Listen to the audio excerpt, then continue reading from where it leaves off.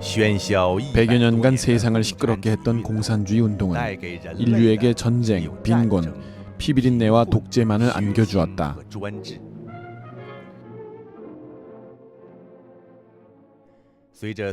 소련과 동유럽 공산당이 붕괴됨에 따라 사람을 해쳐온 이 황당한 드라마는 지난 세기 말 드디어 종결 단계로 들어갔다. 일반 인민에서부터 공산당 총서기에 이르기까지 이제 더 이상 공산주의의 허튼 소리를 믿는 사람은 없다.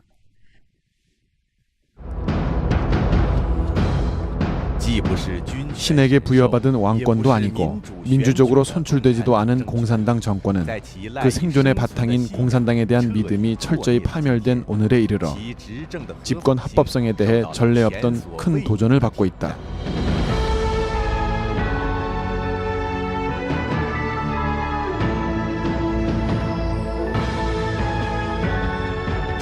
중국 공산당은 역사의 흐름에 따라 자동적으로 역사의 무대에서 퇴출당하지 않기 위해 지난 몇십 년간의 정치 운동에서 쌓아온 모든 사학을 집대성한 각종 방법을 동원했다. 그리고 합법성을 도모하고 기사회생하려는 한 차례 광란의 몸부림을 시작했고, 부채인 사악한 영체에게 시대와 더불어 나아가는 생존 환경을 제공했다. 중국 민족의 장기적인 안정을 위하고 또한 중국이 하루빨리 공산당이 없는 시대로 진입하여 중국 민족의 휘황한 역사를 재현하기 위해서는 오늘의 역사에서 공산당이 저질러온 악랄한 짓과 또한 그것의 사악한 본질이 무엇인지 명백히 인식하는 것이 아주 중요한 문제로 대두되었다.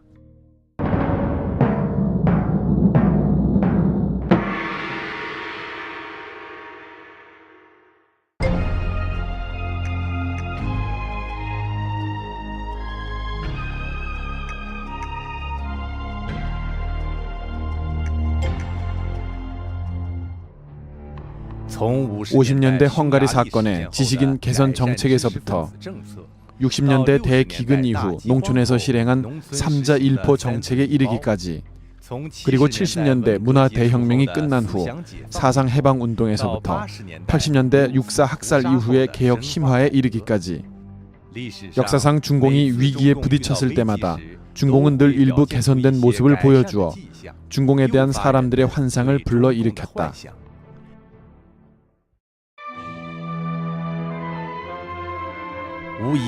그러나 단 한 번의 예외도 없이 이런 환상은 모두 파멸로 끝났다.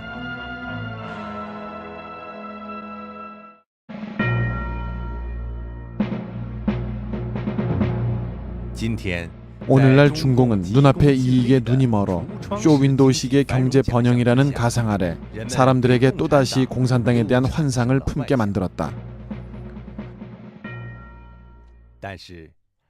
중공 기관지인 인민일보가 어떻게 말하는지 살펴보자. 역사의 변증법은 중국 공산당원들에게 이렇게 가르쳐 주었다. 변해야 할 것은 마땅히 변해야 하며 변하지 않으면 쇠퇴한다. 변하지 말아야 할 것은 변화해서는 안 되며 변한다면 스스로를 와해시키는 것이다. 그렇다면 변하지 말아야 할 것이란 무엇인가? 문장에서는 당의 하나의 중심, 두 개의 기본점이라는 기본 노선은 100년을 책임져야 하므로 흔들려선 안 된다라고 말했다. 공산 사악한 영이 그 집단의 이익과 독재 통치를 수호하려는 결심은 절대 변하지 않는다는 사실을 누구나 다 알고 있다.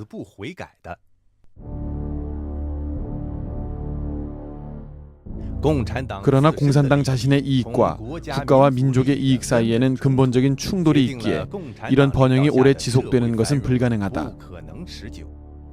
공산당이 약속한 이른바 개혁은 다만 중공의 통치를 유지하기 위해서일 뿐이며 형식만 바뀌고 내용은 전혀 변하지 않는 불균형 계획일 수밖에 없다. 기형적인 발전의 배후에는 더욱 큰 사회 위기가 잠복해 있다. 위기가 일단 폭발하면 국가와 민족은 또다시 거대한 충격을 받게 될 것이다. 공산당은 세계 모든 곳에서 실패했으며 그것은 공산주의의 정해진 운명이다. 그러나 사물은 죽느냐 사느냐의 갈림길에 놓여 있을수록 더욱더 죽지 않으려고 몸부림치는 파괴적인 성격을 지니고 있다. 중공 지도부의 세대 교체에 따라 그들은 더 이상 중국 사회를 안정시킬 자격과 경력이 없어졌을 뿐만 아니라 세상을 다스릴 위신조차도 없어졌다. 그러나 공산당은 하나의 정체로서 그 집권의 합법성 문제에 부딪힌 위기 중에서 공산당의 집단 이익을 수호하는 것이 곧 개인 이익을 수호하는 기본 보장이 되게 하였다. 이렇게 이기적인 것을 근본으로 하여 또한 어떠한 견제도 없는 공산당에 대하여 민주화 개선을 이야기하는 것은 호랑이에게 가죽을 벗겨달라는 말과 같을 뿐이다.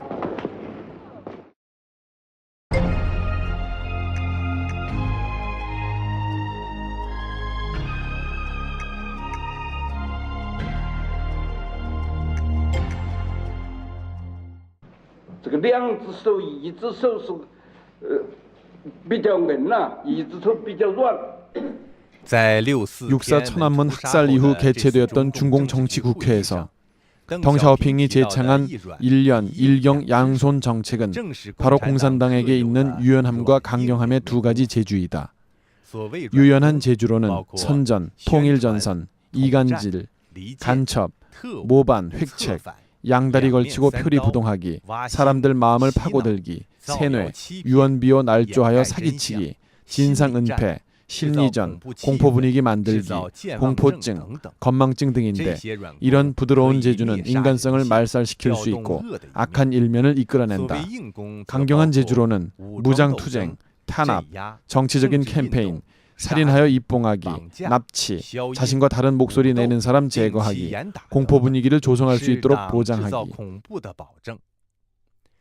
실제 조작 중에서 공산당은 항상 유연함과 강경함을 동시에 구사하여 수시로 느슨히 하거나 쪼이기도 하고 겉으로는 느슨히 하고 안으로는 쪼이며 한편으로는 풀어놓고 다른 한편에서는 압박하여 뱀이 굴 안에서 나오도록 한다. 연안 정풍에 참가하여 박해당한 경험이 있는 노 간부의 기억에 의하면 그 당시 끌려나와 자백을 강요받을 때 극도의 압력하에서 자신의 양심을 팔고 거짓말을 할 수밖에 없었다고 한다. 연루된 동지에게 미안하여 스스로 죽어버리고 싶었다. 마침 책상 위에 총 한 자루가 놓여 있어 자신의 머리를 겨냥하고 방아쇠를 당겼는데 탄알이 없다는 것을 알았다. 이때 그의 심사를 책임진 간부가 들어오면서 잘못을 했으면 승인하면 된다라고 했다. 이런 식으로 당은 그가 극한에 달하여 당에 충성한다는 사실을 확인하고 나서야 고비를 넘기게 했다. 당의 정책은 관대하다고 말한다. 당은 항상 이처럼 당신을 죽을 지경에 몰아넣고 당신이 겪는 고통과 설욕을 실컷 구경하다가 당신이 극도의 고통 속에 있을 때 친절하게 당신에게 죽는 것보다 못한 한 갈래 길을 친절하게 남겨주어 당신의 목숨을 살려주는 감지덕지한 은인으로 된다. 현대의학의 연구 보고에 따르면 공포스러운 고도의 압력과 격리된 환경에서 수많은 피해자들은 가해자에게 일종의 기형적인 의존심이 생긴다고 한다. 가해자의 감정을 자신의 정서로 전이시키며 일단 가해자가 작은 혜택이라도 주면 감격하여 눈물을 흘리며 심지어 애정을 갖게 되는 현상마저 일어난다는 것이다. 사실 중공은 일찍이 바로 이런 심리적인 현상을 적이나 인민에 대한 정신 통제와 사상 개조에 이용했다. 마지막 황제 푸이는 감옥에 갇힌 채 다른 사람들이 끊임없이 살해당하는 것을 보면서 자신도 처형될 것이라고 여겼다. 목숨을 부지하기 위해 그는 능동적으로 협조했고 스스로를 세뇌시켰다. 그는 나중에 나의 전반생이란 책을 써냈는데 이것은 중공이 성공적으로 사상개조를 진행한 모범이 되었다.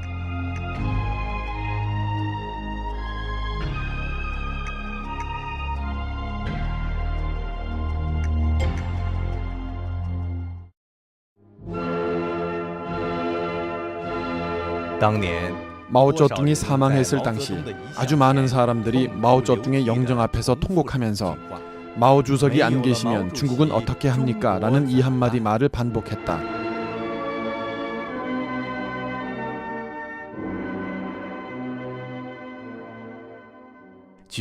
풍자적으로 말하자면 20여 년이 지난 오늘날의 세계에서 공산당이 쇠퇴로 나아가고 있고 공산당의 집권이 합법적인가 하는 문제를 담론할 때면 중공의 새로운 매스컴들 역시 마찬가지로 사람들에게 공산당이 없으면 그럼 중국은 어떻게 하는가라는 우려를 갖게 한다. 사실상 사악한 영의 기생체인 중공은 몇십 년 이래 천변만화하는 비열한 수단에 의지하여 이미 공산당의 사악한 요소를 국민들의 생활 모든 곳에 주입시켰다. 우리의 문화와 사고방식, 심지어 중공을 판단하는 기준까지도 중공의 낙인이 찍혀 모두가 중공의 그런 것들로 되어버렸다. 만약 과거에 주입식으로 사람의 사상을 통제했다고 한다면 지금은 중공이 수확을 거둘 때이다. 왜냐하면 그런 주입된 것이 소화되어 이미 사람들 자신의 세포로 변했기 때문에 사람들은 스스로 중공의 추리에 따라 사고하며 중공의 각도에서 사실의 옳고 그름을 논하기 때문이다.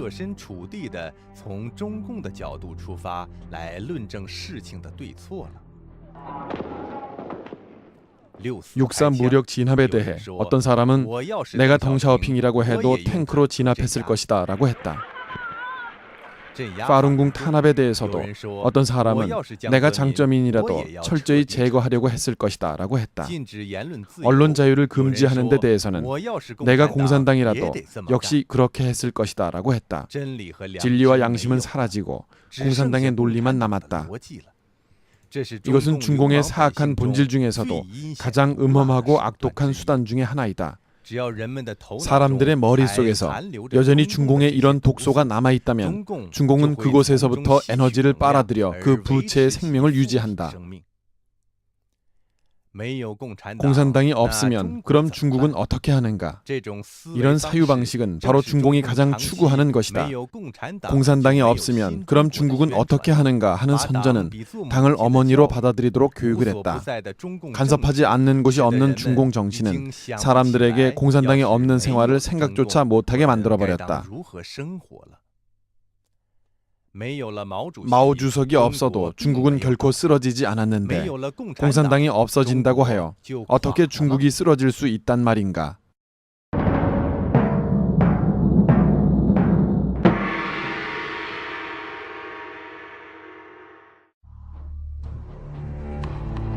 중공이 스스로 인정하는 합법성은 바로 지난 20년간의 경제 발전이다. 역사를 돌이켜보면 중국 농촌의 개혁은 안후이 일주 농민들의 자발 행동에서 시작되었고 도시개혁은 기업 간부의 느슨하게 해달라는 요구에서 비롯된 것이다. 사실상 중국 경제 발전은 바로 중국 인민이 중공의 속박이 느슨해진 후에 조금씩 건설해낸 것으로 공산당과는 아무런 관계도 없다.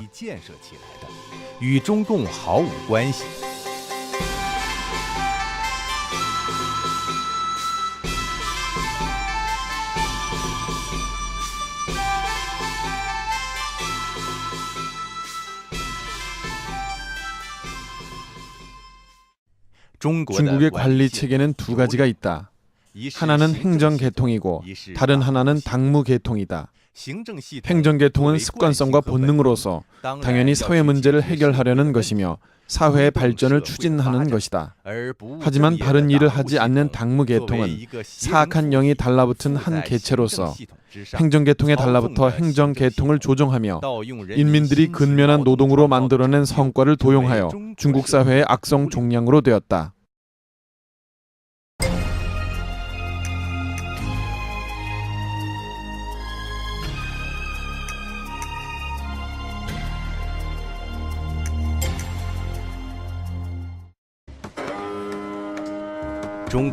중공은 오히려 모든 좋은 일을 자신의 공로라고 선전하면서 또 인민들에게 감지덕지할 것을 요구한다.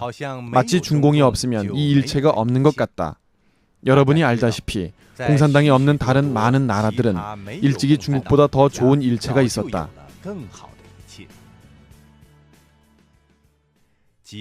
수십 년 이래 당은 이번 착오를 장꼬다오의 잘못이고 그 착오는 사인방의 잘못이다. 마오쩌둥의 성과는 3대 7이고 덩샤오핑은 4대 6이라고 한다. 무릇 모든 나쁜 일은 전부 반동 세력과 다른 심보를 품은 개인들이 한 것이고 어떠한 하나의 성과이든 모두 당의 영도하에서 비로소 해낸 것이다. 올림픽에서 금메달을 따면 운동선수는 당에 감사를 드려야 하고 당은 뻔뻔하게도 허구적인 체육대국이라는 영광을 이용하여 당의 현명한 영도를 찬양하는 미천으로 삼는다. 중국은 사스로 크게 곤욕을 치렀으나 최후에는 오히려 당의 기본 이론, 기본 노선, 기본 강령, 기본 경험에 의지하여 비로소 바이러스와 싸워 이겼다고 선전했다. 선우 우주 비행선이 하늘로 날아오를 때에도 세계 열강에 들어간 증거로 이용했다. 본래 항공우주과학기술자들의 공헌이었음에도 도리어 중국 공산당에 의해 공산당이 중국 인민을 영도하여 세계 열강에 들어간 증거로 이용했다.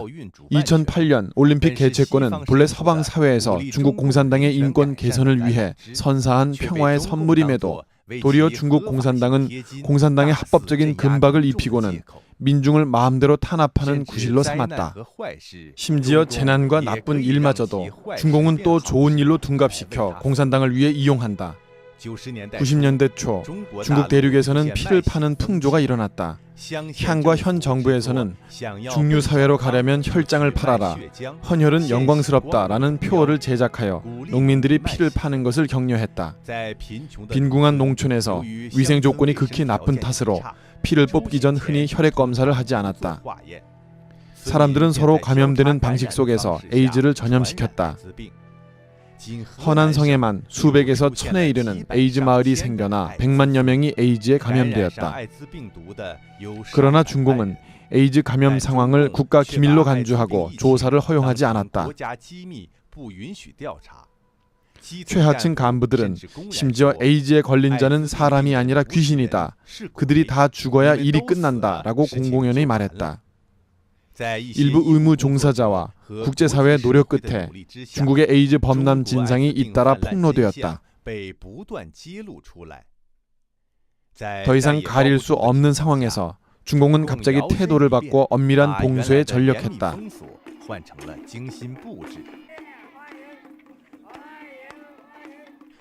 유명한 연예인으로부터 당 총서기의 선전 공세를 통해 죄악의 마수인 중공은 즉시로 환자의 복음, 에이즈의 정복자, 인류 질병의 도전자로 변장했다.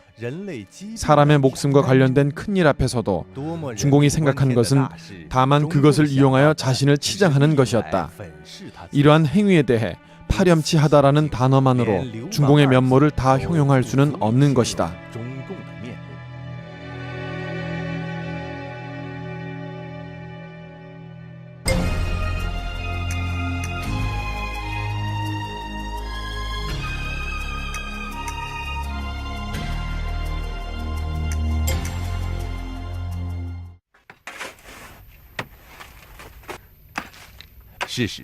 사실상 중국 경제의 발전은 중공과 무관하다.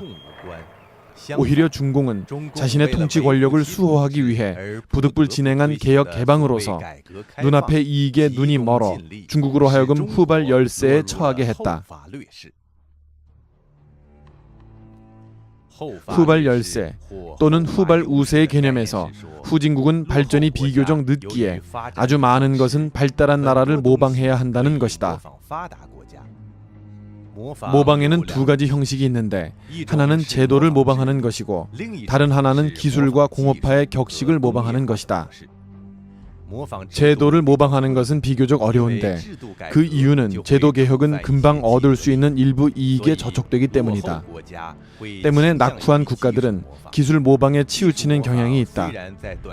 그러나 기술 모방은 비록 짧은 시간에 발전 효과를 볼 수는 있으나 장기적인 발전에 있어서는 오히려 많은 후환을 남기며 심기어 장기 발전에 실패하게 된다. 중공은 마침 이런 후발 열세라는 실패의 길을 걷고 있다. 최근 20여년간 기술 모방을 통해 일부 가시적인 성과를 얻긴 했지만 중공은 이런 성과를 국민들에게 자신의 집권이 합법적임을 증명하는 미천으로 삼았다. 이로써 중공은 자신의 이익에는 위험한 정치체제 개혁으로부터 더 한층 멀어져 갔고 오히려 민족의 장기적인 발전 이익을 희생하는 것을 서슴지 않았다. 공산주의를 포기한 후에 러시아와 비교해보자. 경제개혁과 정치개혁을 동시에 진행하여 비록 단기간에 고통을 겪긴 했지만 러시아는 쾌속 성장의 길에 올랐다. 1999년부터 2003년 사이 러시아의 GDP는 총 29.9% 증가했고 주민생활 수준도 현저히 제고되었다. 러시아는 전 세계 투자 유치 국가 순위에서 2002년 17위에서 2003년에는 8위로 상승하여 처음으로 세계에서 가장 인기 있는 10대 투자국의 반열에 올랐다.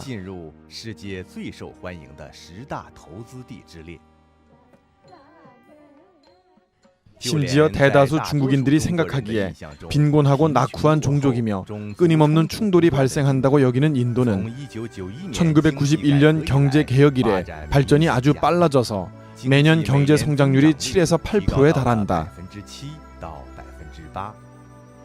인도는 비교적 완비된 시장 경제, 법률 체계, 건전한 금융 체계, 비교적 성숙한 민주제도 및 침착한 국민 정서를 가지고 있으며 국제 사회에서도 거대한 발전 잠재력이 있는 국가로 널리 인정받고 있다.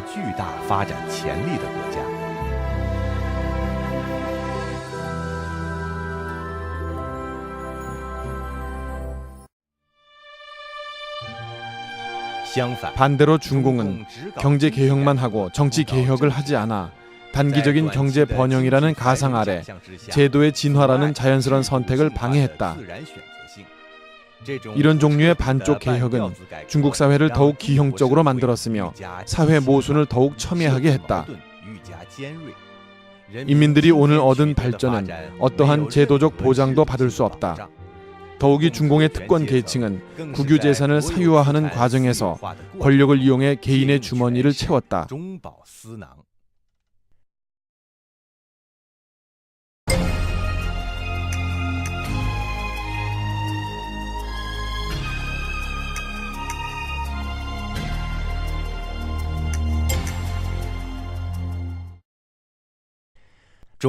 중공은 줄곧 경제 발전을 자랑해왔다.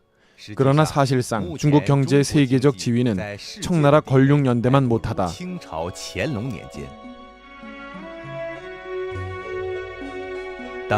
권룡 시기 중국의 GDP는 전 세계의 51%를 차지했으며 민국 초기에는 중국의 GDP가 전 세계 27%를 차지했고 민국 11년에도 여전히 12%에 달했다. 그러나 중공 정권이 들어설 때 중국의 GDP는 전 세계의 5.7%였으며 2003년에는 4%에도 미치지 못한다.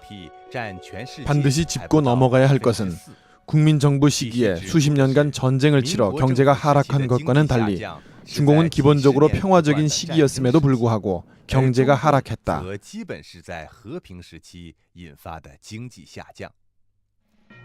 이뿐만이 아니다. 중공의 이 20여 년간의 고속 경제 성장은 상당 부분 자원을 착취하는 과도한 소모 내지는 낭비의 기초 위에 건립되었으며 심지어 낭비의 기초 위에서 항상 환경 파괴를 대가로 치러야 했다.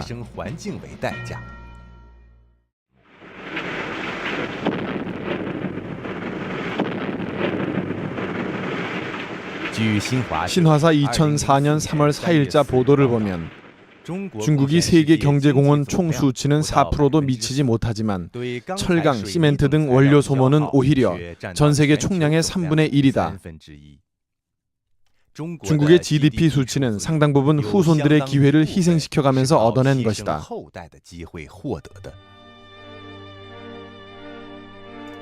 1980년대부터 90년대 말까지 중국에서 매년 사막화되는 토지 면적은 1000여 제곱킬로미터에서 2460제곱킬로미터로 증가했다.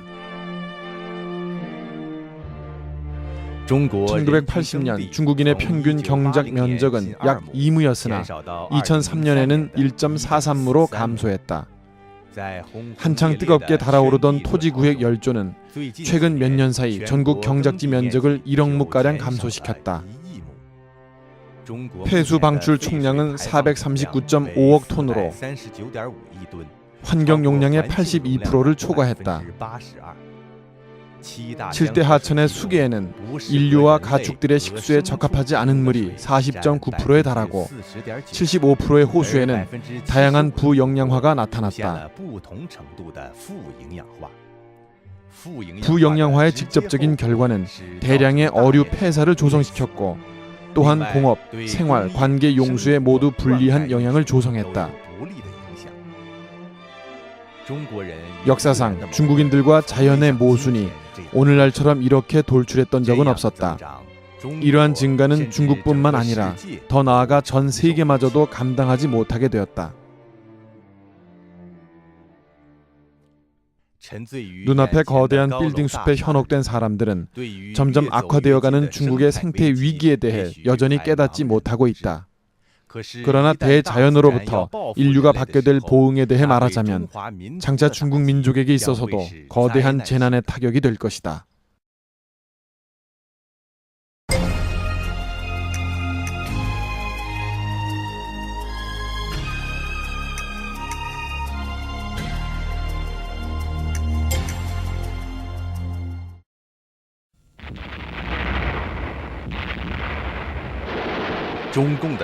중공의 천하는 농민에 의해 일구어낸 것이다. 특히 공산당이 정권을 잡기 이전 지배지역인 노구 백성들은 중공을 위하여 모든 것을 바쳤다. 그러나 중공이 정권을 찬탈한 후에 농민은 오히려 심한 차별을 받았다. 중국 공산당은 집권 이후 극히 불공정한 호적 제도를 제정했다. 강제로 농업 인구와 비농업 인구를 구분하여 한 국가에서 임의로 양극 분열과 대립을 만들어냈다. 농민은 의료보험도 없고 실업 구제도 없으며 퇴직이 없고 대출도 할 수 없다. 그들은 중국에서 가장 빈곤한 계급이지만 오히려 각종 세금이 가장 무거운 계급이다. 공동적립금, 공공기금, 행정관리비용, 교육비, 가족계획비용, 민병 설립 및 훈련비용, 향촌 도로건설 비용과 군복무 대체비를 모두 지불해야 한다. 그 외에도 공용 양식을 바쳐야 하고 농업세, 토지세, 특산세, 도축세 등등을 내야 한다. 아울러 각종 명목으로 할당하는 세금은 그 종류가 다양하다. 반면 비농업 인구는 이 모든 세금을 부담하지 않는다. 스촨 동부의 한 벌목장에서는 상급기관에서는 50만 위안을 지급하여 나무를 심고 숲을 조성하게 했다. 그러나 벌목장 책임자는 먼저 20만 위안을 자기가 착복하고 나머지 30만 위안만 도급을 맡겼다. 이런 식으로 한층 한층 잘려나가 나중에는 실제 숲을 만든 현지 농민들에게는 얼마 남지 않은 돈을 나누어 주었다.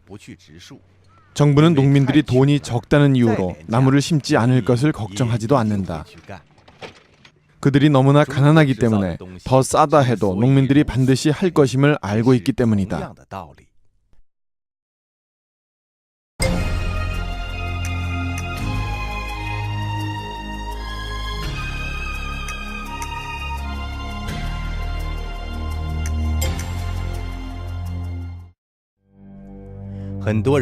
많은 사람들은 무역 거래를 통해 중국이 인권과 언론 자유 그리고 민주 개혁을 추진할 수 있을 것이라고 생각하고 있다. 그러나 10여 년이 경과한 지금 이것은 완전히 착각임이 입증되었다. 가장 전형적인 것이 바로 사업 원칙인데 서양 기업의 공평성과 투명성이 중국에서는 인간관계, 뇌물 수수, 탐호와 부정부패로 변질되었다. 경제를 히든 카드로 활용하는 중공의 마피아식 수단은 외교에서도 나타났다. 중국은 비행기 주문을 하는데 프랑스에서 할지 아니면 미국에서 주문할지를 결정하는 기준은 어느 쪽이 더 중공에 대해 인권이나 언론 등의 방면에서 불리하지 않게 말해주는가를 본다. 중국의 경제 이익은 적지 않은 서양 기업인과 정치인들의 입을 틀어막는 역할을 했다. 북미의 일부 인터넷 회사는 중공의 인터넷 봉쇄를 위해 전문적인 상품을 제공했으며 일부 포털 사이트는 중국에 등록하기 위하여 자발적으로 중공이 싫어하는 뉴스를 걸러냈다. 해외 투자자들과 외국 정부의 무조건적인 협조와 일부 국가들이 중국 공산당에 바친 아첨들은 역으로 중공이 선전할 수 있는 통치 자본이 되었다. 표면적인 경제 번영이란 호울 아래 관리와 기업인들은 서로 결탁하여 국가 재산을 횡령하고 정치 개혁을 방해하는 데 있어 극한에 도달했다.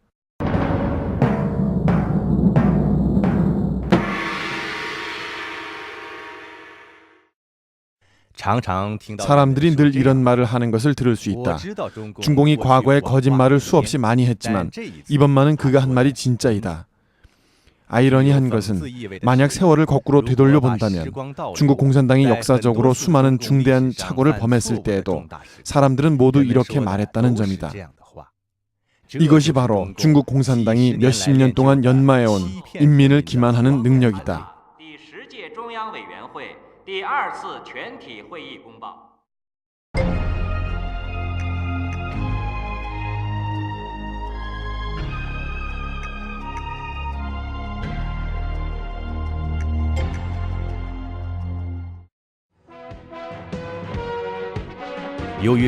허황된 거짓말에 사람들이 다소 저항력이 생기자 중국 공산당의 거짓말 선전도 정교화 전문화의 길로 나아갔다.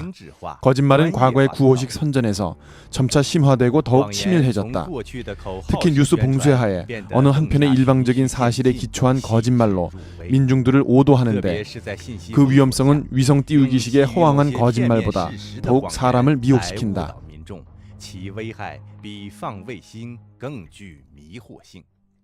2003년 4월 초 중앙 CCTV 방송에서 발표했던 사스에 관한 뉴스 보도들이다.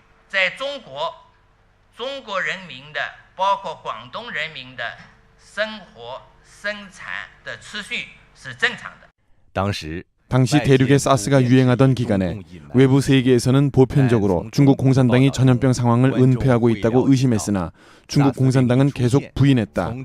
하지만 중공의 보도에서 시청자들은 알게 되었다. 사스가 나타나자마자 중앙에서 지방까지 전문가들이 즉시 진료에 임하고 치료하여 환자들은 이미 건강을 회복하여 퇴원했다. 일부 몰지각한 사람들이 물건을 사재기 하는 등의 부음을 일으켰지만 정부에서는 즉시 유언비어를 제거하고 헛소문을 차단시켜 인민의 생활 안정을 보장했다. 외국의 극소수 반중국 세력이 근거 없이 중국 정부가 사실을 은폐했다고 의심했다. 그러나 절대다수 국가와 국민들은 그들을 믿지 않았으며 광저우 교류회는 지금까지 가장 많은 기업이 참가한 성공적인 대회였다. 외국 여행객들도 중국 여행이 안전함을 입증했으며 특히 세계보건기구 전문가들은 중국 공산당이 잘 협조하고 적절히 조치하여 문제가 없다고 서면으로 보고했다. 또 전문가들이 광둥에 가서 공개적으로 관찰할 수 있는 허가를 받았다. 이런 여론 분위기 속에서 모든 소행은 아주 투명한 것 같았고 중국 공산당은 인민의 건강에 대해 절대적인 책임을 지고 있는데 어떻게 사실을 은폐할 수 있겠는가라고 생각했다. 그러나 4월 20일 공무원 신문 판공실에서는 기자회견을 열고 중국의 사스가 전면적으로 발생했음을 선포했고 전염병 상황을 줄곧 은폐해왔다고 승인했다. 사람들은 비로소 진상을 알게 되었고 그제야 중국 공산당의 때에 따라 발전하는 파렴치한 기만수를 절실히 체험하게 되었다.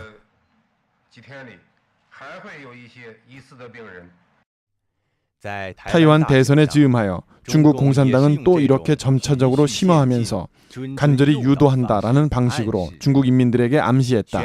즉 대만 총통선거로 자살률이 증가하고 주식시장이 붕괴되었으며 괴질이 증가하였고 사람들의 정신이 이상하게 되었으며 주민들이 해외로 이민을 가고 가족들이 서로 얼굴을 붉히며 생활이 소극적으로 변했고 시장이 한산해졌으며 거리는 혼란스럽고 분쟁과 항의 소동이 일어났고 총통부를 포위하고 천하가 크게 혼란함을 초래했다. 대륙 민중들에게 매일 이런 난잡한 뉴스 정보들을 주입하여 인민들로 하여금 스스로 이 모든 것은 모두 총통선거가 초래한 재앙이다. 우리는 절대 민주선거를 하지 말아야 한다라고 생각하도록 만들었다. 오늘날과 같은 인터넷 시대에 여러분이 만약 신화사 사이트나 혹은 인민일보 사이트를 읽어본다면 그곳에는 확실히 상당한 분량의 부정적 소식들이 있음을 발견할 수 있다. 그 이유는 첫째, 지금 사회적으로 나쁜 소식들이 워낙 많이 전파되고 있으며 업종 간의 경쟁이 치열하기에 보도하지 않을 수 없다. 둘째는 이렇게 보도하는 기점이 당의 이익에 부합되기 때문이다. 작은 욕이 큰 도움을 준다는 말이 있듯이 나쁜 일의 원인을 모두 어느 한 사람의 탓으로 돌리고 공산당과는 상관이 없다고 주장한다. 아울러 해결 방법의 대다수는 당의 영도에 의지해야 한다라는 말로 끝낸다. 중국 공산당은 어떤 소식은 보도해야 하고 어떤 소식은 보도하지 말아야 하는지, 어느 정도까지 보도할지, 대륙 매스컴에서 보도할 것인지 아니면 해외에 매수한 친중국 매스컴에서 보도할 것인지 어떻게든 나쁜 소식을 활용하여 민심을 응집시키는 좋은 결과를 얻을지에 대해 움직이는 것은 이미 최고의 경지에 이르렀다. 수많은 중국 대륙의 젊은이들은 현재 중국 공산당의 언론이 무척 자유롭다고 여기고 있으며 중국 공산당에 대한 사랑과 희망으로 충만되어 있다. 바로 중국 공산당의 이런 정교하고 영악한 매스컴 계략의 희생양이 된 것이다. 더 심한 것은 중국 공산당은 사회를 엉망으로 망쳐놓고도 적당하게 나쁜 소식을 보도함으로써 거꾸로 인민들에게 오로지 중국 공산당의 강한 권력에 의지해야만 전체적인 통제를 할 수 있다고 위협하며 사람들에게 중국 공산당을 옹호하는 외에 다른 출로가 없다고 협박한다는 사실이다. 현장 취재의 텔레비전 뉴스에서부터 다채로운 갈라에 이르기까지 심금을 울리는 역사 드라마에서 다양하게 변하는 생방송 논평에 이르기까지 과거 20여 년간 세뇌 선전으로 사람을 속이는 중국 공산당의 재간은 더욱 정교해지고 치밀하게 변했다. 중국 공산당이 사람을 기만하는 파렴치한 수법은 속임을 당하는 사람 스스로 진심으로 중국 공산당의 거짓말을 믿게 만들며 또한 자신이 진상을 알고 있다고 느끼도록 한다. 더욱 심한 것은 매체 자유를 엄밀히 통제하는 중공은 오히려 해외 지역과 국가의 언론 자유를 이용하여 조직, 문화와 매체 등 면에서 깊게 침투하여 중공의 선전 기지를 대륙에서부터 세계 각지로 뻗어나가게 했다. 中央电视台第4套节目在台湾落地播出已经有10年的历史，多年来在台湾的有线电视全天候同步播出。现在我们就请各位观赏从北京收到的国际新闻。 중공의 CCTV는 매일 24시간 미국에서 방송할 수 있고 인민일보는 미국에서 공개 발행되고 있다. 중문 채널 외에 채널이 있어 모든 시간에 해외와 서방 주류 사회에 중공의 정책 방침을 선전하고 통일 선전이란 연막탄을 뿌리고 있다. 수십 년 넘도록 귀국하여 정착하려던 일부 화교들은 수년간 인민일보 해외판 민족주의에 관한 선전을 보고 있었기에 국내 사람들보다도 더욱 당을 사랑한다. 하지만 해외의 매체는 대부분 중국 대륙에서 오락 프로그램만을 방송할 수 있다. 한편으로는 자신의 땅에서 민주 자유를 저주하고 또 다른 한편으로는 다른 사람의 땅에서 다른 사람의 민주 자유를 이용하고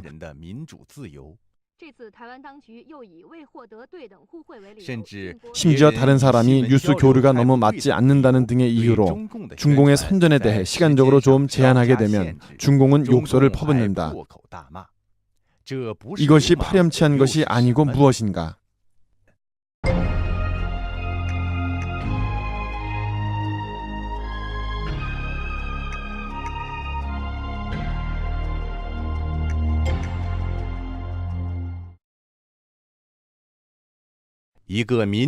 하나의 민주국가의 주권은 당연히 인민의 손에 있다. 이는 당연한 일이다.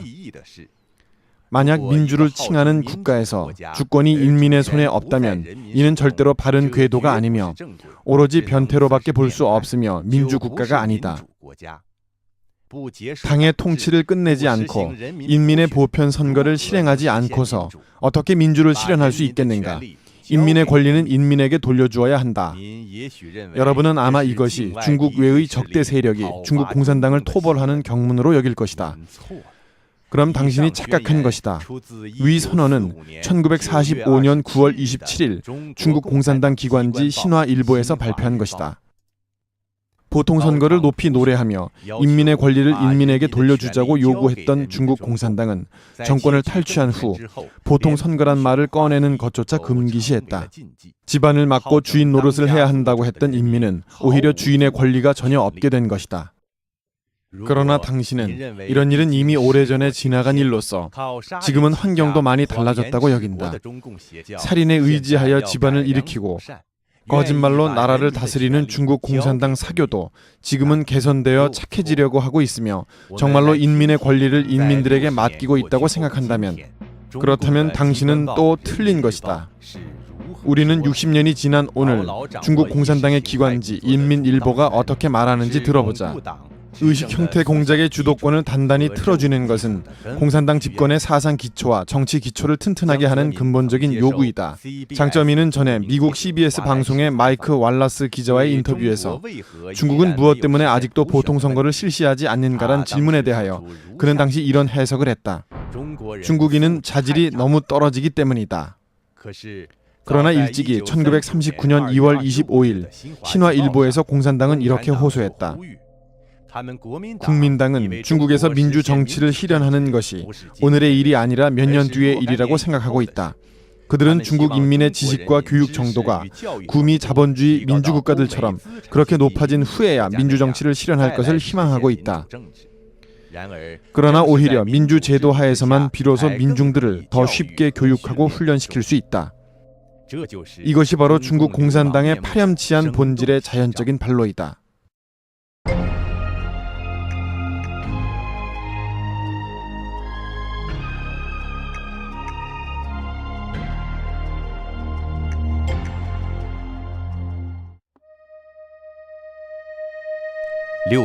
육사 이후 중국 공산당은 인권이라는 무거운 짐을 짊어지고 세계 무대로 돌아왔다. 역사는 중국 공산당에게 선택할 기회를 주었다. 첫 번째 길은 인민을 존중하는 것을 배워 진정으로 인권을 개선하는 것이고, 두 번째 길은 국내에서는 계속 인권을 탄압하고 해외에서는 인권을 위장하여 비난을 회피하는 것이다. 불행한 사실은 부도덕한 본성을 가진 중국 공산당은 아무런 주저없이 두 번째 길을 선택했다는 것이다. 중국 공산당의 인권이 진보했다고 허풍을 치는 과학계 및 종교계 내부의 전문가를 포함한 어용 인재들을 배양해냈다. 사람들의 말할 권리, 사실을 알 권리 등 태어나면서 지니고 온 기본 인권을 대신하여 이치에도 맞지 않는 억지 주장인 생존권이라는 일련의 황당무계한 인권 오류를 만들어냈다. 즉 지금은 중국 인권이 가장 좋은 시기라며 허풍을 치고 있다. 그리고 끊임없이 인권을 가지고 장난을 치면서 중국 인민과 서방 국가들을 기만하고 있다. 중국 공산당 헌법 제35조에는 이렇게 규정하고 있다. 중국 인민공화국 국민은 언론, 출판, 집회, 결사, 시위의 자유가 있다. 하지만 파룬공 등 단체의 청원은 모두 위법으로 간주했다. 2004년 이후 일부 청원 단체들이 여러 차례 베이징에서 집회를 요구했지만 정부는 동의하지 않았을 뿐만 아니라 또한 신청한 사람을 체포했다. 중국 공산당 헌법이 확정한 홍콩에 대한 이른바 일국 양제는 50년간 불변한다고 하더니 불과 5년 만에 23조 악법을 만들어 양제를 공산주의라는 하나의 제도로 바꾸려고 했다. 현재 중국인의 언론은 겉보기엔 과거보다 많이 느슨해졌으며 인터넷의 출현으로 소식이 더욱 빨리 전파되고 있다. 때문에 중국 공산당은 언론이 자유롭다고 선전하고 있으며 또 많은 민중들도 이렇게 여기고 있다. 이것은 겉으로 드러난 가상에 불과하다. 사실은 중국 공산당이 인자하게 변한 것이 아니라 사회 발전과 기술의 진보를 당이 가로막을 수 없었기 때문이다. 중국 공산당이 인터넷에서 맡은 배역은 사이트 봉쇄, 여과, 감시, 통제, 처벌이며 이는 완전히 시대의 흐름을 거스르는 것이다. 오늘날까지 인권과 양심을 위배한 일부 기업가들의 도움 아래 중국 공산당 경찰은 경찰차가 움직이는 중에도 인터넷에 접속한 모든 사람들의 일거일동을 감시할 수 있는 기술 장치를 현실화시켰다. 사실상 중국에서 가장 큰 인권 박해자는 바로 공산당 자신이며 전 총석이 장쩌민, 전 정법위원회 서기 루어간, 공안부장 저윤캉과 공안부 부부장 류징 등이기 때문이다.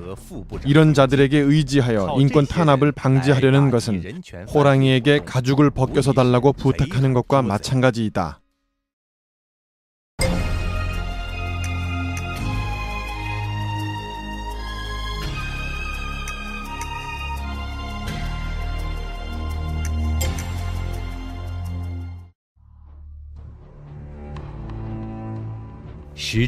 오늘날까지 중국 공산당은 특권 집단으로서의 사익을 수호하기 위해 한편으로는 가면을 벗고 노동자, 농민, 민중들을 철저히 짓밟았고 다른 한편으로는 인권 탄압이 국제사회에 더 많이 폭로될수록 법치, 위민, 개혁 등 신조어를 이용하여 사람을 혼란시키는 기만술과 권모술수 또한 함께 발전시켜왔다.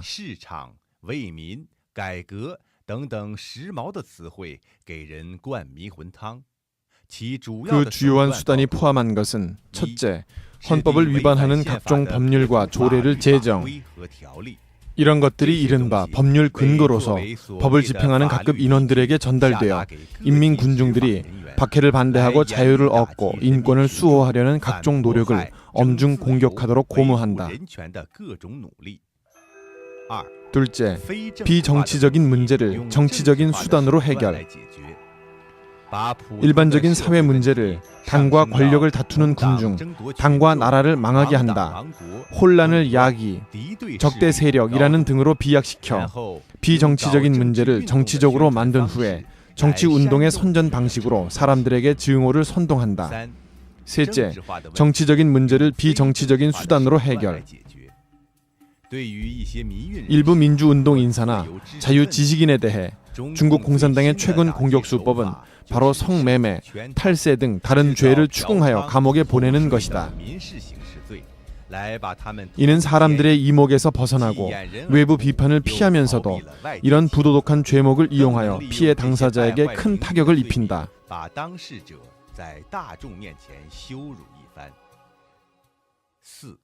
넷째, 통일전선 대상자를 이용해 중공을 치장한다.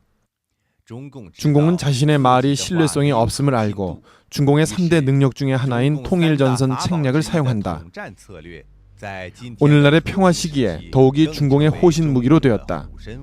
대량의 유명인, 해외 매체, 특히 중문 매체를 매수하여 서방 정치인과 상인, 학자들을 매수하고 지하 조직을 만들어 그들이 중공의 기본 정책을 위해 힘쓰게 만들어 나쁜 원인을 공산당과는 무관하게 다른 사람 탓으로 돌리는 식의 미혼 술책을 발휘하여 중공을 그럴듯하게 치장한다.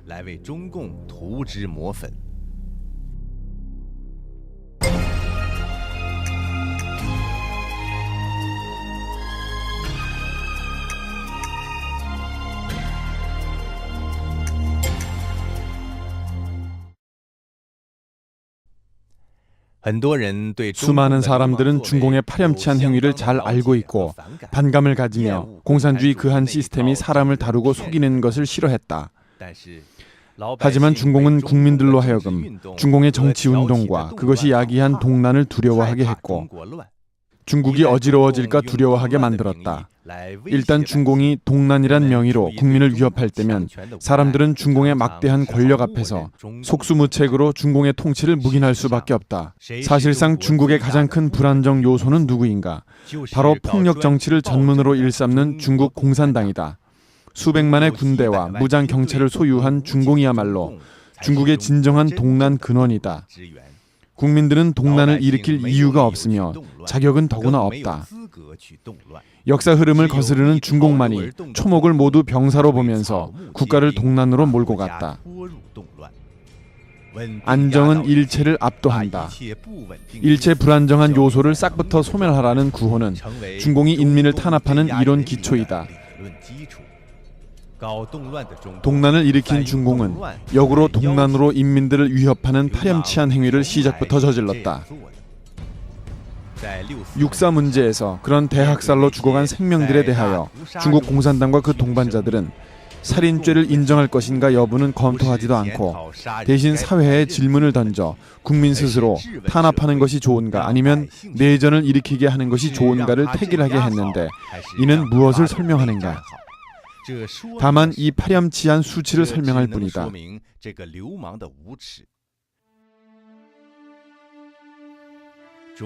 중공은 전반 국가기구와 선전 도구를 통치했는 바 13억 국민들은 중공이 납치한 인질이 되었다. 이 13억 인질을 소나기에 쥐기만 하면 중공의 인질 1호는 통할 수 있다. 항상 일부 사람을 탄압하지 않으면 내란이 일어날 가능성이 있으며 국가는 재난 속에서 허덕이게 될 것이다 라는 구실 아래 중공은 때와 장소에 구애 없이 누구를 탄압하고 싶으면 모두 탄압할 수 있으며 또한 영원히 탄압은 일리가 있게 되었다.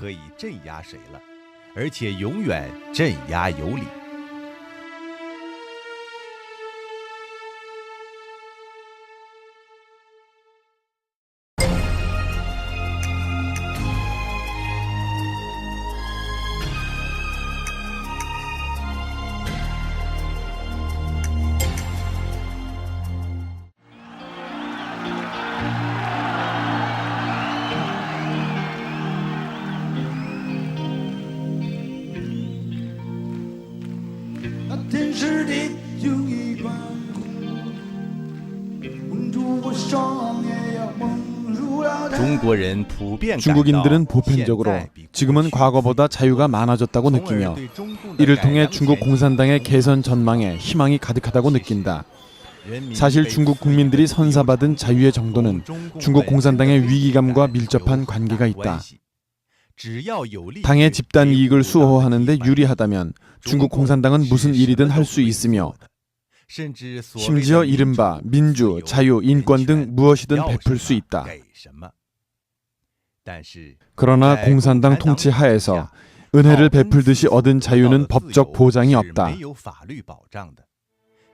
이 자유는 중국 공산당이 국제적인 큰 흐름 하에서 인민들을 마비시켜 통제하기 위한 도구에 불과하다.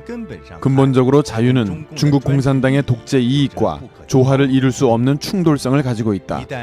일단 이 충돌이 격화되어 중국 공산당이 용인하는 정도를 벗어날 때면 중국 공산당은 순식간에 일체 자유를 거두어들일 것이다. 중국 공산당 역사상 언론이 상대적으로 자유로웠던 시기가 몇 차례 있었지만 나중에는 더 엄격히 관리하는 시기로 들어갔다. 이런 식으로 계속 반복했는데 이것은 바로 중국 공산당의 파렴치한 본성의 표현이다. 그러므로 만약 중국 공산당이 인권 개선의 의지를 보였다고 하여 중국 공산당이 환골 탈퇴했다고 여긴다면 큰일이다. 중국 공산당은 원래 국민당을 타도하는 투쟁에서 민주투사의 면모를 나타냈었다. 중국 공산당의 파렴치한 본성은 중국 공산당의 일체 서약이 모두 믿을 수 없는 것임을 결정했다.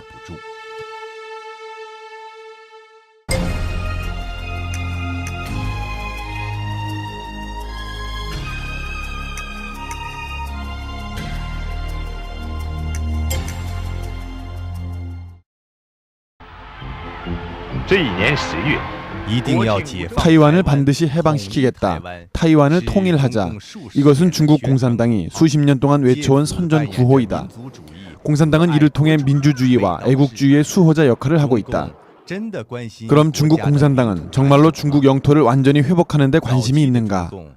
중국 공산당은 초기 국민당 정권 아래에서 중화 소비에트를 설립했고 당시 헌법 제14조에는 중국 국경 내의 각 소수민족, 심지어 각 성은 모두 독립하여 건국할 수 있다라고 선언했다. 지금의 말로 한다면 일국 이체제로서 나라 중에 나라를 세울 수 있다는 것이다.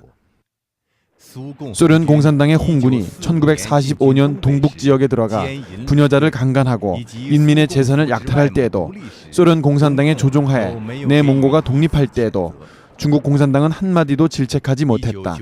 1999년 말 중국 공산당이 러시아와 체결한 중화인민공화국과 러시아 연방정부 간의 중러 동서 양단 국경선에 관한 의정서에서는 청나라 정부와 러시아 사이에 체결했던 일련의 불평등 조약들을 승인하여 거의 100만 평방킬로미터에 달하는 국토를 러시아에 팔아넘겼다.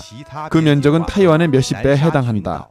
기타 국경 문제, 가령 남사군도, 심지어 조어도의 영토권 문제가 중국 공산당의 정권 유지에 별 도움이 되지 않자 별로 대수롭지 않게 여기고 있다. 타이완을 해방시키자는 구호는 중국 공산당이 내부 모순을 전가하고 민족주의를 선동하여 비열한 짓을 하기 위한 연막에 불과하다.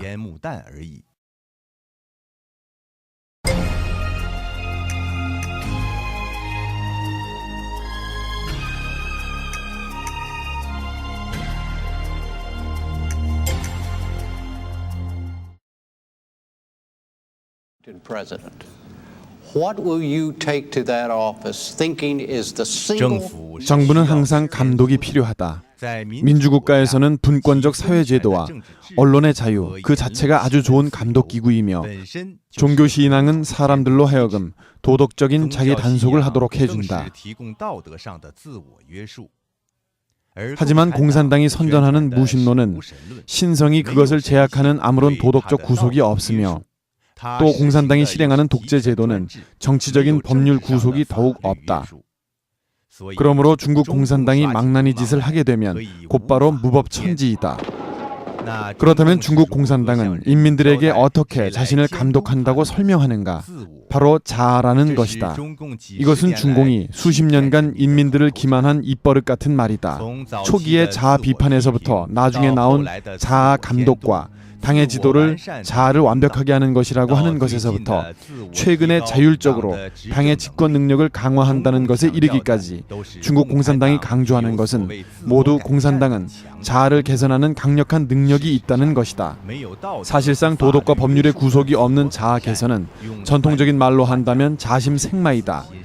물론 중앙기율검사위원회, 신방판 등 사람을 미혹시키는 꽃병과 같은 장식용 기구들을 만들었지만 이는 단지 중국 공산당이 외부 감독을 거절하고 공산당 이외의 정치 활동을 금하는 당금, 일종 보도 금지 조치인 보금 등 개방을 금지하는 구실이자 정치 깡패들이 집단 이익과 집권 합법성을 수호하기 위해 인민을 기만하는 허울에 불과하다.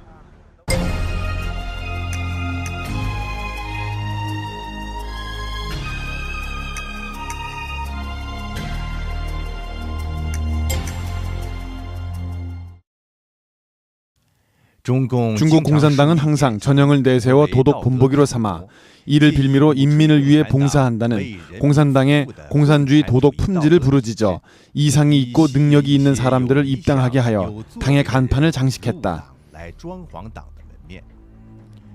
사적인 부분에서 공산당 지도자들의 타락은 사람을 놀라게 할 지경이다.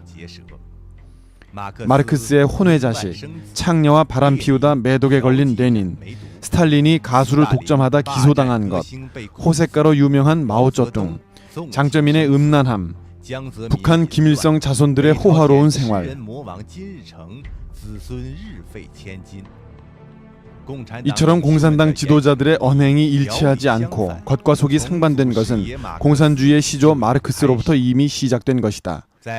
중국 관료 사회의 정치 투쟁 중 부패로 낙마한 고위 관리들이 낮에는 회의에서 청년 봉사를 크게 떠들다가 밤이면 탐호하고 뇌물을 수수하며 짐승 같은 짓을 했다는 것이다. 이런 소위 인민의 공복들은 모두 이러했다. 자신도 믿지 않으면서 사람들에게 믿음을 강요하는 것은 중국 공산당이란 사교의 전형적인 수법 중의 하나이다. 공산당은 사교의 교리가 거짓이며 사회주의란 거짓으로 이미 파산했음을 알고 있다. 그럼에도 사람들에게 믿음을 강요하는데 믿지 않으면 안 되며 그럼 곧 탄압을 당한다. 공산당 이론을 헌법에 포함시켜 입국의 큰 강령으로 삼았다.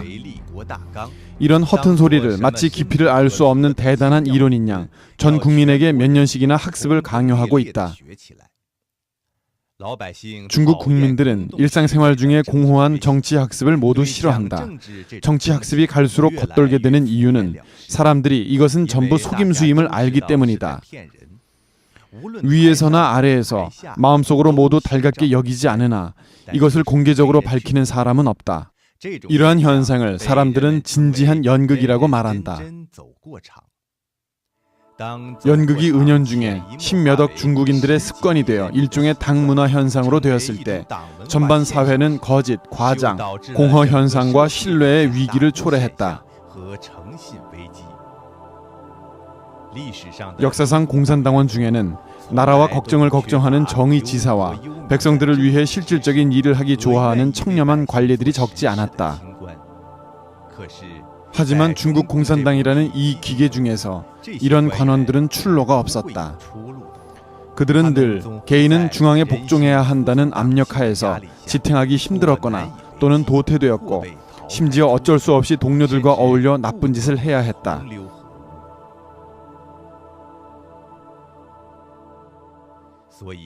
그러므로 사람들은 더 이상 감히 정의를 수호하지 못하고 더는 공정한 이치를 믿지 않게 되었다. 우선 비굴하게 막강한 권력에 굴복했고 나아가서는 마비가 되었으며 자기와 상관없는 일이면 멀리 피하게 되었다. 사고방식도 자각적으로 막강한 권력에 순종하게 되었다. 이것이 바로 중국 공산당 범죄 집단의 마피아 근성이다.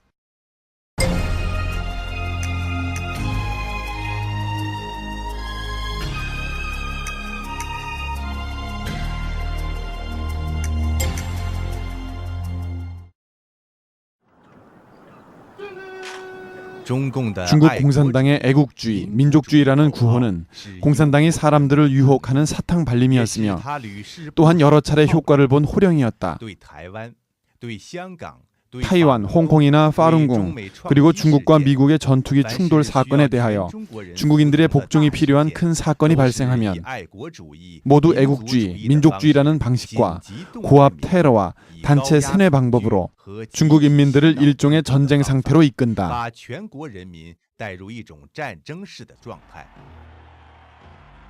이것은 과거에 독일 파시스트들이 했던 방식과 아주 흡사하다.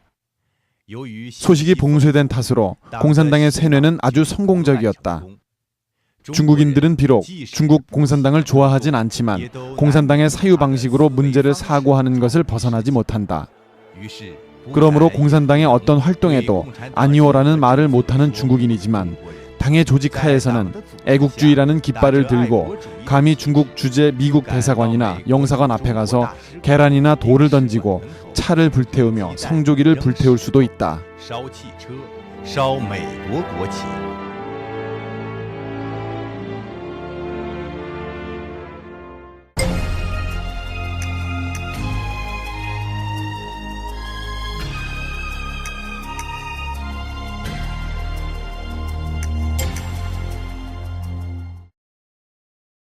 10年文化大革命，10年灾难。党和国家要走出 중국 공산당이 늘 인민들에게 경고하는 한마디 말 중에 망당 망국이란 말이 있다. 여기에서 보듯이 당이 나라보다 앞선다. 처음 나라를 세울 때의 방침도 공산당이 없으면 신중국이 없다는 것이었다. 인민들이 어릴 때부터 받는 교육도 공산당의 말을 들어라, 공산당의 착한 아이가 되자이다.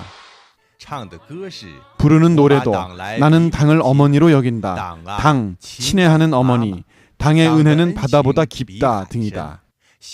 행동 지침은 당이 어디를 가리키면 어디라도 가서 싸운다. 정부에서 재난을 구해주면 인민들은 당과 정부에 감사드린다라고 하는데 항상 당이 먼저이고 정부는 나중이다.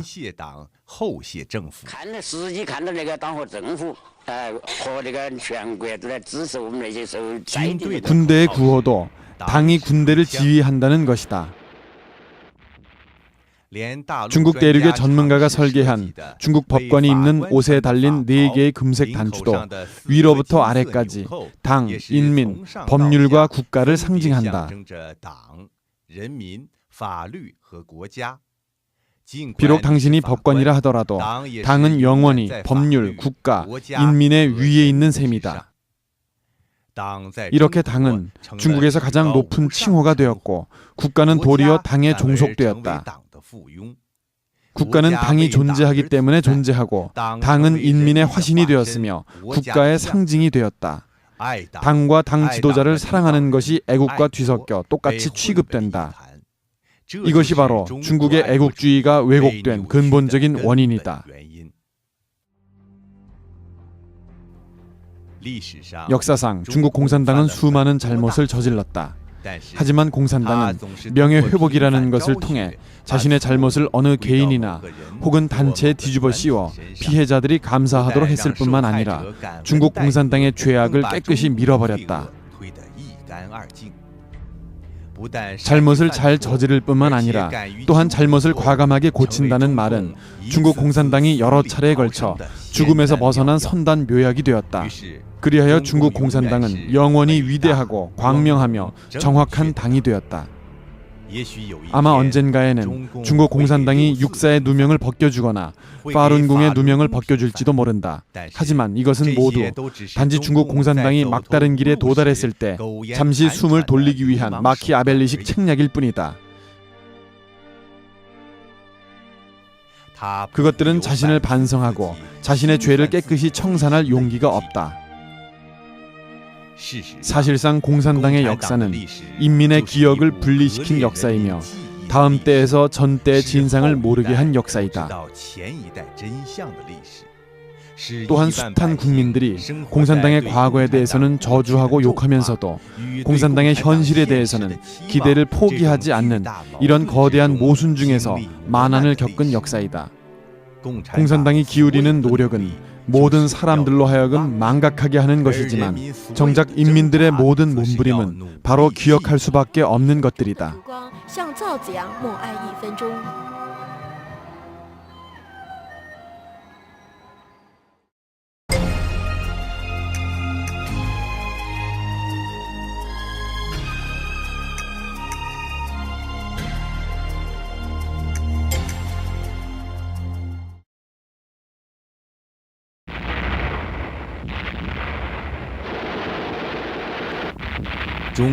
중국 공산당은 항상 그들이 중국 혁명 중에서 거둔 성공을 마르크스 레닌주의와 중국 혁명의 구체적인 실천과 결합으로 돌린다.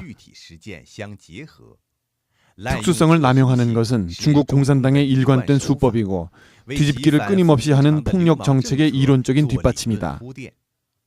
아울러 중국 공산당은 인류 문화 중 그 어떠한 개념이든 내포를 바꾸고 더 나아가 이런 변이된 개념을 사용하여 모든 사람을 비판하고 독재 정치를 실시했다. 중국 특색이란 말은 중국 공산당의 치부를 가리는 천조각이다. 그리하여 혁명의 명분으로 지주와 자본가를 소멸했던 공산당은 오늘날 그 자신이 자본가로 되었다. 일한 만큼 분배한다는 것은 일부 사람들을 먼저 부유하게 만드는 과정에서 도리어 권력에 따라 분배하는 것으로 변질되었다. 또한 전심전력으로 인민을 위해 봉사한다는 명목으로 사람들을 세뇌한 결과 이 사람들은 전심전력으로 당을 위해 봉사하게 되었지만 인민을 위해서는 감히 말도 꺼내지 못하고 공산당에 순종하는 도구로 전락되었다. 공산당은 변증법을 명분으로 내세워 철학적으로 원흉한 사유 방식과 사변 능력 그리고 탐구 정신을 철저히 파괴했다.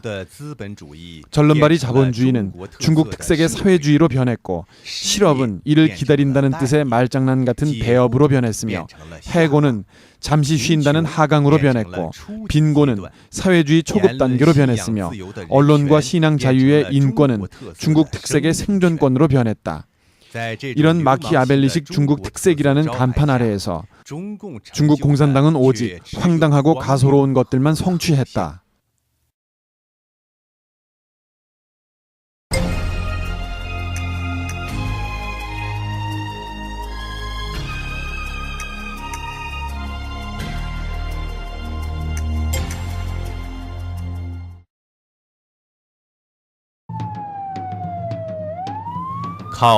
망나니 수단으로 집권한 중국 공산당은 본질적으로 보면 그 생존 환경으로서 부패한 사회가 필요했다. 그리하여 그들은 각종 방법을 찾아내어 인민들을 끌어들여 모든 사람들더러 다 같이 부패시키려고 했다. 대접하고 예물을 보내지 않으면 이 일을 성사시킬 수 없고 탐호와 뇌물 수수가 없으면 부자가 될 수 없으며 첩을 두는 것은 사회의 기풍으로 되었고 성실한 사람은 당하기만 하는 신세가 되며 전반 사회가 모두 돈을 우러러보며 공산당의 원죄를 전체 인민에게 분담하여 안간힘을 다해 중국 인민을 갖지 않은 정도의 크고 작은 각종 불안당으로 전락시켰다. 이런 사회야말로 중공이 가장 안정된 환경이라고 느끼는 것이다.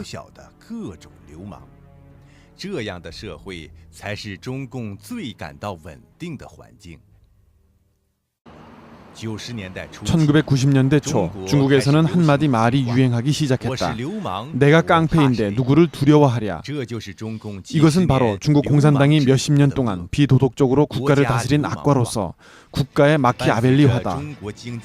중국 경제의 허구적인 번영을 따라 전체 사회 도덕이 전면적으로 미끄러져 내려갔다. 탐호와 부패, 위조화폐의 범람과 사기 풍조는 인심을 험악하게 만들었고 세상 기풍을 날로 추락하게 하여 사람과 사람 사이의 기본적인 신뢰를 사라지도록 했다. 중국 공산당의 망나니 본성은 바로 이런 식으로 중국 민족의 도덕성을 말살시켜버렸다.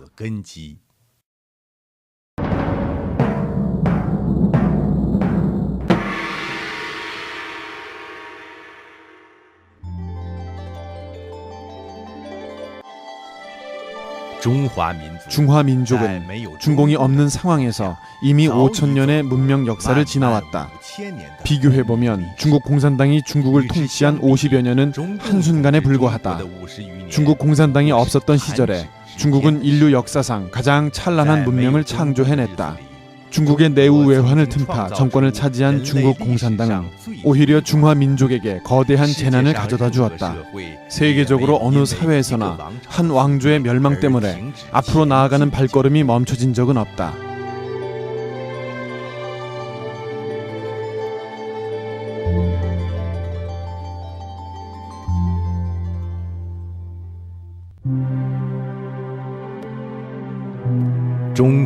중국의 미래는 어떻게 될 것인가? 중국은 어디를 향해 나아갈 것인가? 이런 심각한 문제는 복잡하고 어려워서 간단하게 대답하기는 쉽지 않다. 하지만 한 가지만은 분명하다. 만약 중화민족의 도덕이 다시 바로 세워지지 않고 사람과 자연 그리고 천지와의 관계를 제대로 인식하지 못하며 사람들이 화목하게 지내도록 하는 신앙과 문화가 없다면 중화민족에게 찬란한 내일은 결코 없을 것이다. 他就运用了一种蒙、骗、压这三管齐下。你假如夺了大纪元这个酒瓶以后，你跳出去，对吧？自己把中国共产党的这一套拿掉之后，你就会发现啊，原来我是彻底上当，我连思想自然反应都是共产党的那一套。如果大纪元退党网站允许的话，我帮我父亲退出这个共产党。我想这个酒瓶实际上解开了我的。 중국 공산당이 인민 개개인의 생명 속에 주입한 일체 사설을 깨끗이 제거하고 온갖 사악을 두루 구비한 중국 공산당의 본질을 똑바로 보며 사람의 인간성과 양심을 회복하는 것이야말로 공산당이 없는 사회로 넘어가는 과정에서 반드시 지나가야 할 길이며 또한 반드시 필요한 첫걸음이다. 이 길을 평온하고 평화롭게 걸을 수 있는가 없는가 하는 것은 중국인 각자의 마음에서 우러나오는 변화에 달려있다. 비록 중국 공산당이 표면적으로 국가의 일체 자원과 폭력기구를 가지고 있다고는 하지만 각 개인이 진리의 힘을 믿고 자신의 도덕을 견정하게 지킨다면 중국 공산당이라는 사악한 영은 숨을 곳을 잃을 것이며 일체 자원도 모두 순식간에 정의의 손으로 돌아올 것이다. 그때가 바로 중국 민족이 되살아날 때이다.